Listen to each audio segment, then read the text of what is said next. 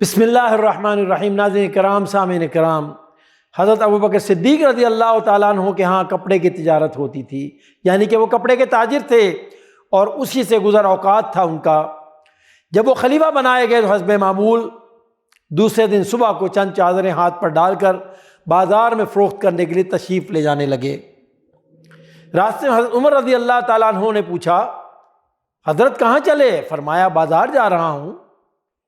حضرت عمر نے عرض کیا کہ اگر آپ تجارت میں مشغول رہیں گے تو خلافت کا کام کون کرے گا؟ خلافت کے کام کا کیا ہوگا؟ فرمایا پھر اپنے اہل و عیال کو کہاں سے کھلاؤں گا؟ حضرت عمر نے عرض کیا کہ ابو عبیدہ جن کو حضرت حضور اکرم صلی اللہ علیہ وسلم نے امین الامت کا خطاب دیا ہے، ان کے پاس چلتے ہیں، وہ آپ کے لیے بیت المال سے کچھ مقرر کر دیں گے۔ چنانچہ دونوں حضرات ان کے پاس تشریف لے گئے۔ انہوں نے ایک مہاجر کو جو اوسطاً ملتا تھا اس وقت، نہ کم نہ زیادہ، اتنا حضرت ابوبکر صدیق کا معاوضہ مقرر فرما دیا۔ ایک مرتبہ حضرت ابوبکر صدیق رضی اللہ تعالیٰ عنہ کی بیوی نے عرض کی کہ کوئی میٹھی چیز کھانے کو دل چاہ رہا ہے۔ چنانچہ آپ نے فرمایا کہ میرے پاس تو گنجائش نہیں، اتنے دام نہیں کہ خرید سکوں۔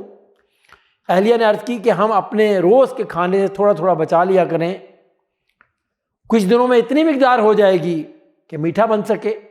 آپ نے اجازت دے دی۔ اہلیہ نے کچھ روز میں کچھ پیسے جمع کیے۔ آپ نے فرمایا تجربے سے معلوم ہوا کہ اتنی مقدار میں ہمیں بیت المال سے زیادہ پیسے ملتے ہیں، اس لیے جو اہلیہ نے جمع کیا تھا وہ بھی بیت المال میں جمع فرما دیا، اور آئندہ کے لیے اتنی مقدار جتنی انہوں نے روزانہ جمع کی تھی اپنی تنخواہ میں سے کم کر دی۔